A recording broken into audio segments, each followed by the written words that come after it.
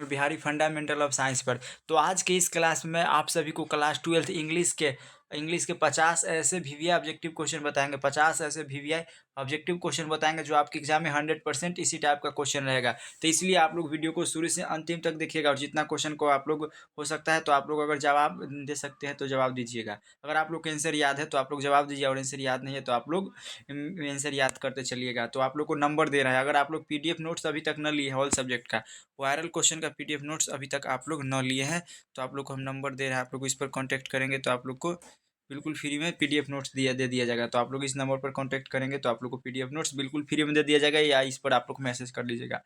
Number note करिए 62 0 23 38 462। आप लोग इस नंबर पर मैसेज कीजिएगा 62 0 23 38 462। अगर इस पर आप लोग मैसेज करेंगे तो आप लोग को पीडीएफ नोट्स बिल्कुल फ्री में दे दिया जाएगा और आप लोग से 1 रुपये चार्ज भी नहीं लिया जाएगा। तो आप लोग को चलिए क्वेश्चन की तरफ चलते हैं। पहला क्वेश्चन है, Indian civilization and culture is, भारतीय संस्कृति और सभ्यता यह क्या है? तो आप लोग बताइए तो इंडियन सिविलाइजेशन एंड कल्चर क्या है? तो इसका आप लोग जवाब दीजिए। तो इसका ऑप्शन नंबर ए राइट हो जाएगा, एन एस से है। इंडियन सिविलाइजेशन एंड कल्चर कथी है? तो एक एस से है, निबंध है। अगला सेकेंड नंबर क्वेश्चन है, the sentence modern invention are too motoring mattering maddening to resist is form. तो यह किस चैप्टर से लिया गया? आप लोग इसको कमेंट करिए। तो यह इंडियन सिविलाइजेशन एंड कल्चर से लिया गया है। ऑप्शन सी राइट हो जाएगा, the sentence modern inventions are too maddening to resist is form. ये कहाँ से लिया गया है? इंडियन सिविलाइजेशन एंड कल्चर से। तो आप लोग को समझ में आ गया। उसके बाद 3 नंबर क्वेश्चन है, the sentence civilization is that mode of conduct which points out to the man the path of duty. तो ये कहाँ से लिया गया सेंटेंस? The sentence civilization. तो सिविलाइजेशन किस में शब्द है? आप लोग यहाँ पर ही पहचानिए। सिविलाइजेशन के मतलब क्या होता है? सभ्यता। तो सब तो एक मिनट, तो ये सभ्यता शब्द कहाँ से लिया गया है? तो सभ्यता सिविलाइजेशन, तो ये सभ्यता कहाँ से लिया गया? तो ये इंडियन सिविलाइजेशन एंड कल्चर से लिया गया। तो आप लोग की पर से भी पकड़ सकते हैं, जैसे यहाँ पर दिया गया है, the sentence civilization is that mode of conduct which points out to the man part of duty. मतलब सभ्यता हमें ना कर्तव्य को रास्ता पर चलने को सिखाता है। तो यह लाइन कहाँ से लिया गया है? तो इंडियन सिविलाइजेशन एंड कल्चर, भारतीय संस्कृति और सभ्यता। ऑप्शन ए राइट हो जाएगा। अगला है 4 नंबर क्वेश्चन है, Indian civilization and culture has been written by, भारतीय संस्कृति और सभ्यता किसके द्वारा लिखा गया है? तो आप लोग इसका कमेंट करिए 4 नंबर का। तो यह महात्मा गांधी के द्वारा लिखा गया है। भारतीय संस्कृति और सभ्यता महात्मा गांधी के द्वारा लिखा गया है और यह एक ऐसे है, Indian civilization and culture has been written by Mahatma Gandhi. अगला 5 नंबर क्वेश्चन है, इंडिया ग्लोरी इज डैट। तो इंडिया की ग्लोरी कैसा है? तो इंडिया की ग्लोरी है जो एक इमूवेबल है, भारतीय एक अचल है। तो आप लोग इसका ऑप्शन नंबर बी राइट हो जाएगा। अगला क्वेश्चन है, 6 नंबर क्वेश्चन है, the Gujarati equivalent for civilization means, मतलब गुजरात में सभ्यता का मतलब क्या होता है? The Gujarati equivalent for civilization means, Gujarat में सभ्यता का मतलब क्या होता है? तो गुजरात में सभ्यता का मतलब होता है good conduct. Option C right हो जाएगा। गुड कंडक्ट मतलब अच्छा आचरण होता है, अच्छा व्यवहार होता है। अगला क्वेश्चन है, 7 नंबर क्वेश्चन है, our fore father did not invent machinery because, मतलब हमारे जो पूर्वज थे ना, जो मशीन का आविष्कार से क्यों ज़्यादा हिचकिचाते थे? क्यों हिचकिचाते थे? Our fore father did not invent machinery. तो क्योंकि वो जानते थे कि लोग आलसी हो जाएंगे। जब अभी आप लोग देखिए, जैसे साइकिल के आ गया समय, तो कहीं भी जाता है तो आदमी साइकिल से, मोटरसाइकिल चल जाता है, टेम्पो से। लेकिन पहले के समय में गाड़ी उड़ी नहीं था, तो कलकत्ता जाने में बिहार से कितना दिन, 15 दिन लगता था, तो लोग पैदल चल जाते हैं। लेकिन अब पैदल जाएंगे, अब तो ट्रेन से 1 से 2 दिन में पहुँच जाता है। तो our fore father did not invent machinery because, तो हमारे पूर्वज थे जो मशीन का आविष्कार से क्यों हिचकिचाते थे? They would have made a lazy. तो देज वुड मेड ए लेजी, क्योंकि लोग आलसी हो जाएंगे इसलिए। They would made a us lazy. तो ऑप्शन इसका सी राइट हो जाएगा। अगला है 8 नंबर क्वेश्चन, सिविलाइजेशन सभ्यता points out to the man, मतलब सभ्यता मनुष्य को कैसा सिखाता है? तो सभ्यता मनुष्य को ना कर्तव्य के रास्ता पर चलने के लिए सिखाता है। Civilization points out to the man, civilization points out to the man, सभ्यता आदमी को कहाँ सिखाता है? तो सभ्यता ना आदमी को रास्ता पर चलने के लिए सिखाता है। Civilization point out to the man, तो यह आदमी को कर्तव्य के रास्ता पर चलने के लिए सिखाता है। द पाथ ऑफ ड्यूटी, तो ऑप्शन सी राइट हो जाएगा। अगला है 10 number question, Zakir Hussain entered the office of president in spirit, मतलब डॉक्टर जाकिर हुसैन ना ऑफिस के अंदर कैसे घुसते हैं? तो आप लोग इसका जवाब दीजिए। तो 10 नंबर का तो आप लोग 10 का जवाब दीजिए। तो doctor Zakir Hussain entered the office of president in spirit. तो कैसे घुसते हैं? तो टोटल डेडिकेशन यानी जोश खरोश के साथ घुसते हैं। अगला 11 नंबर क्वेश्चन है, Bharat is my home written by. Bharat is my home written by, Bharat मेरा घर है, ये कौन लिखे हैं? तो आप लोग इसका जवाब देते चलिए। तो Bharat is my home written by तो जाकिर हुसैन के द्वारा लिखा गया है। और डॉक्टर जाकिर हुसैन का जन्म कब हुआ? तो आप लोग इसको कमेंट करके बताइए। और डॉक्टर जाकिर हुसैन ना थर्ड प्रेसिडेंट ऑफ इंडिया थे और सेकेंड गवर्नर ऑफ बिहार थे, बिहार के राज्यपाल भी रह चुके हैं। 12 नंबर क्वेश्चन है, Bharat is my home has been written by. Bharat is my home has been written by, Bharat मेरा घर है, यह किसके द्वारा लिखा गया? Bharat is my home has been written by, Bharat मेरा घर है, किसके द्वारा लिखा गया है? तो आप लोग 12 का जवाब दीजिए। तो Bharat is my home written by तो किसके द्वारा लिखा गया है? तो भारत मेरा घर है, यह लिखा गया है डॉक्टर जाकिर हुसैन के द्वारा। ऑप्शन डी राइट हो जाएगा। अगला क्वेश्चन है 13 number, Bharat is my home is. तो क्या है? Bharat is my home is तो भारत मेरा एक घर है, यह क्या है? तो आप लोग इसको कमेंट करके बताइए। तो Bharat is my home, Bharat मेरा घर है, एक स्पीच है यानी भाषण है। तो ऑप्शन सी राइट हो जाएगा। और Bharat is my home doctor Zakir Hussain के द्वारा लिखा गया है। अगला क्वेश्चन है 14 नंबर क्वेश्चन है, according to the doctor Zakir Hussain the value remains. According to Zakir Hussain the value remains तो इसका क्या हो जाएगा? तो आप लोग इसको कमेंट करिए। तो इसका हो जाएगा आप लोग इसका कमेंट करिए। तो इसका ऑप्शन कमेंट आप लोग की सोसाइटी वैल्यूड होगा, ऑप्शन सी राइट हो जाएगा। अब तीसरा नंबर चैप्टर का जो भी है उसको देखते हैं। नानू काका वाज द नरेटर, मतलब नानू काका ना नरेटर के क्या थे? तो आप लोग इसको कमेंट करिए। नानू काका वाज द नरेटर यानी लेखक के ना नानू काका क्या लगते थे? तो वह मामा लगते थे। कैसा? मेटरनल अंकल लगते थे। तो ऑप्शन सी बिल्कुल राइट हो जाएगा। आप लोग इसे भी क्वेश्चन को कंठस्थ याद कर लीजिएगा, इसी में से आएगा आपके एग्जाम में। इसे एक भी क्वेश्चन आपके एग्जाम में बाहर नहीं पूछेगा, तो आप लोग इसको जरूर याद कर लीजिएगा। अगला है 16 नंबर क्वेश्चन है, Nanu Kaka was coming from Delhi. Nanu Kaka Delhi क्यों आ रहे थे? Nanu Kaka was coming from Delhi to, Nanu Kaka Delhi क्यों आ रहे थे? तो आप लोग इसको कमेंट करिए। तो इसका हो जाएगा सी सम मिनिस्टर, मतलब कुछ मंत्रियों से मिलने के लिए आ रहे थे। तो ऑप्शन सी बिल भी करेक्ट हो जाएगा। अगला 17 नंबर क्वेश्चन है। 17 नंबर क्वेश्चन है, Nanu Kaka was related to the narrator as he was. तो नानू काका वाज न related the narrator as he was. तो नानू काका किससे रिलेट करते थे? तो Nanu Kaka was relate to the narrator, Nanu Kaka इसका क्या थे? तो अंकल थे, मेटरनल अंकल। किसका?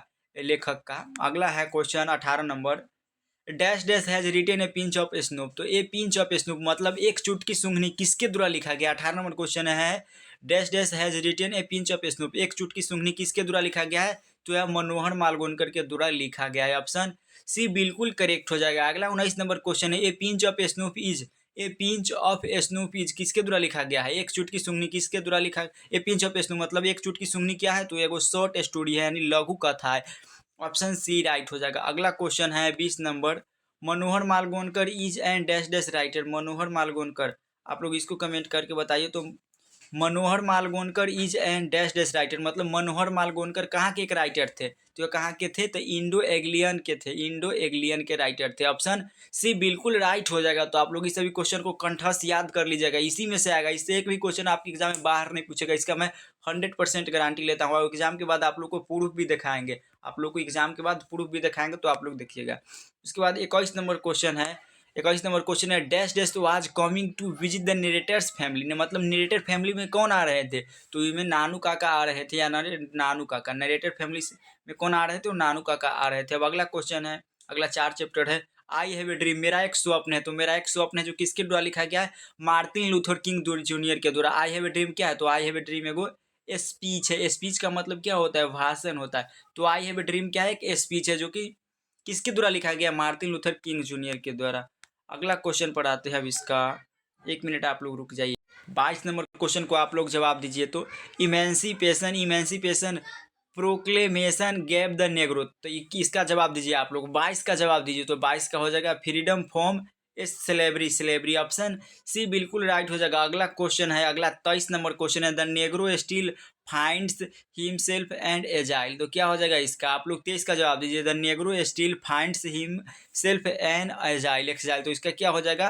तो इसका आप लोग जवाब दीजिए। तो इनका in other people land, in other people land हो जाएगा। ऑप्शन ये राइट। अगला क्वेश्चन है, the bank of justice for the negro. तो the bank of justice for the negro, तो बैंक है जो क्या बैंक करप्ट हो चुका है। Option B right, C right हो जाएगा, बी राइट। अगला क्वेश्चन है 25 number, I would I would be fatal for the nation to our look, तो इसको जवाब दीजिए। तो आप लोग ये 25 नंबर क्वेश्चन को आप लोग जवाब दीजिए। यह क्वेश्चन आप लोगों के लिए होमवर्क है, तो आप लोग इसको कमेंट सेक्शन में जरूर जवाब दीजिएगा और चैनल को सब्सक्राइब करते रहिएगा।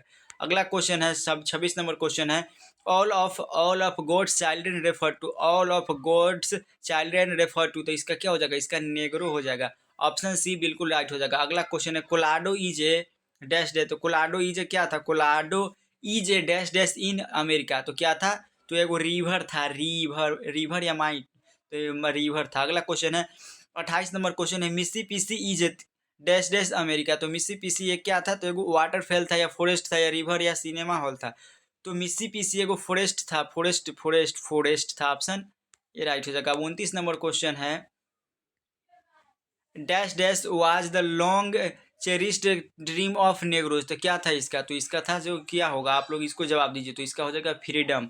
अगला क्वेश्चन है 30 number, dash has written I have a dream, मेरा एक स्वप्न है जो किसके द्वारा लिखा गया, dash has written I have a dream किसके द्वारा लिखा गया है, तो यह लिखा गया है मार्टिन लूथर किंग जूनियर के द्वारा। और महात्मा गांधी के द्वारा इंडियन सिविलाइजेशन एंड कल्चर लिखा गया, डॉक्टर जाकिर हुसैन के द्वारा भारत इज माय होम, और मनोहर मालवणकर के द्वारा क्या लिखा गया है, तो इसको आप लोग कमेंट करके बताइएगा। अगला क्वेश्चन है 31 number, I have a dream is क्या है, तो मेरा एक स्वप्न है, यह क्या है, तो यह एक क्या है, तो यह एक स्पीच है। स्पीच का मतलब क्या होता है, भाषण। अगला क्वेश्चन है 32 number question, I have a dream is part of speech delivered by, I have a dream is part of speech delivered by, तो इसका क्या होगा, आप लोग 32 का जवाब दीजिए। तो इसका हो जाएगा किसके द्वारा, ये मार्टिन लूथर किंग जूनियर के द्वारा लिखा गया। आई have a dream is part of speech delivered by, तो मार्टिन लूथर किंग जूनियर के द्वारा लिखा गया। अगला क्वेश्चन है 33 number, this speech was delivered on the step of, this speech was delivered on the step, तो किसके द्वारा लिख किया गया है, तो लिंकन मेमोरियल ये वाशिंगटन में या ना ये स्पीच को किया गया था, मतलब डिलीवर किया गया था। अब अगला क्वेश्चन पर आते हैं। अब चैप्टर 5 पर आते हैं, आइडियाज डैट हैव हेल्पेड माइनकाइंड, तो किसके द्वारा लिखा गया है, तो बर्ट्रैंड रसल के द्वारा लिखा गया है। 34 नंबर, द आर्टिस्ट इज क्या है, तो द आर्टिस्ट इज क्या है, तो द आर्टिस्ट एगो है जो शॉर्ट स्टोरी है जिसमें कद्दू के बारे में चर्चा किया गया है। और 35 नंबर क्वेश्चन है, सेबे वाज क्या था, सेबे क्या था, एक Sebe was dash dash year old Japanese boy, तो सेबे था ना जो 12 ईयर ओल्ड जापानी बॉय था और वो कद्दू में उसका शौक था।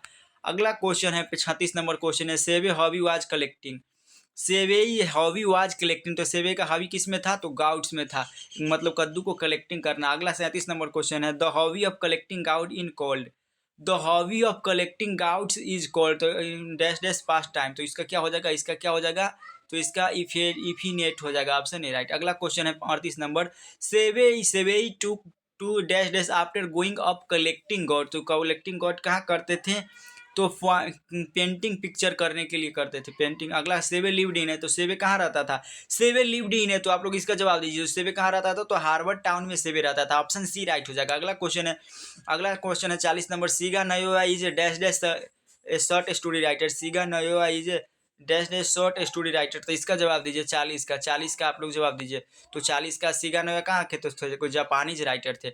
अगला क्वेश्चन है, Shiga Naoya is a dash dash short writer, तो ये कहाँ के थे, तो एक जापानी थे, ऑप्शन सी राइट हो जाएगा। तो आप लोग को 41 क्वेश्चन हो गया। 42 नंबर क्वेश्चन है, 42 नंबर क्वेश्चन को आप लोग जवाब दीजिए, ideas that have helped mankind has written by, ideas that have helped mankind written by, तो आइडियाज डैट हेल्पेड माइनकाइंड किसके द्वारा लिखा गया है, तो यह किसके द्वारा, बर्ट्रैंड रसल के द्वारा लिखा गया, ऑप्शन सी राइट हो जाएगा। आप लोग इस सभी क्वेश्चन को याद करते चलिए। अगला क्वेश्चन है, Bertrand Russell was a dash dash, तो बर्ट्रैंड रसल क्या था, तो बर्ट्रैंड रसल एगो मैथमेटिशियन थे, मैथमेटिशियन का मतलब होता है गणितज्ञ थे, गणित के विशेष ज्ञान रखते थे। अगला 44 नंबर 44 क्वेश्चन है, civilisation has taught us to be more, तो सभ्यता हमें एक दूसरे से ना दोस्ती करना सिखाता है, फ्रेंडली, ऑप्शन सी राइट हो जाएगा। अगला क्वेश्चन है, our attitude toward outside our head is, our attitude toward outside our head is, तो आप लोग 45 का जवाब दीजिएगा, 45 का जवाब दीजिए, तो 45 का फ्रेंडली हो जाएगा। अगला आता है 46 नंबर क्वेश्चन, द आर्टिस्ट किसके द्वारा लिखा गया, तो द आर्टिस्ट सीगा नयोआ के द्वारा लिखा गया, द आर्टिस्ट सीगा नयोआ के द्वारा लिखा गया, द आर्टिस्ट सीगा नयोआ के द्वारा लिखा। अगला 46 नंबर क्वेश्चन है, the artist has been written by, the artist has been written by, तो किसके द्वारा लिखा गया, तो सीगा नयोआ। अगला है 7 नंबर, चाइल्ड इज बॉर्न, एक बच्चे की जन्म या जर्मन ग्रीड के द्वारा लिखा गया, तो आप लोग इसको जवाब दीजिए। 47 नंबर क्वेश्चन, सिंथी सेंथी women to go to their dash dash house to stay during the last stage of their pregnancy. Pregnancy के समय वो कहाँ रहता है? तो अपने माता के यहाँ रहता है। भारतीय महिला होता है ना जो प्रेगनेंसी के समय अपने माता के यहाँ रहता है, तो सिलहेट्टी यहाँ होगा। Sylheti women go to their mothers house to stay during the last stage of their pregnancy. अगला 48 नंबर क्वेश्चन है, a child is born written by. एक बच्चे के जन्म किसके द्वारा लिखा गया? तो एक जर्मन ग्रीड के द्वारा लिखा गया है। अगला 49 नंबर क्वेश्चन है, a child is born. A child is born मतलब एक बच्चे की जन्म किसके द्वारा लिखा गया है? तो यह क्या है? तो एक चाइल्ड इज बोर्न क्या है? तो एक एस से है। अगला 50 नंबर क्वेश्चन है, how free is the press. How free is the press न ड्रोथी एल्सियर्स के द्वारा लिखा गया, और द स्टेट इज द क्या होगा? The state is the servant हो जाएगा। तो आप लोग को आज के इस क्लास में कितना? मात्र 50 क्वेश्चन बताए हैं।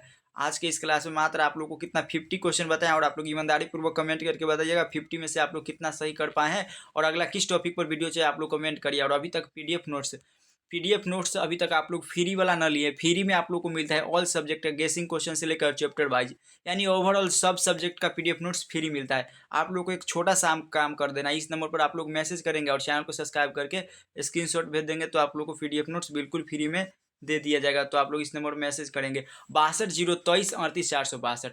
अगर आप लोग को कोई भी डाउट हो तो आप लोग कमेंट कर सके। तो मिलते हैं नेक्स्ट वीडियो में, तब तक के लिए जय हिंद, वंदे मातरम।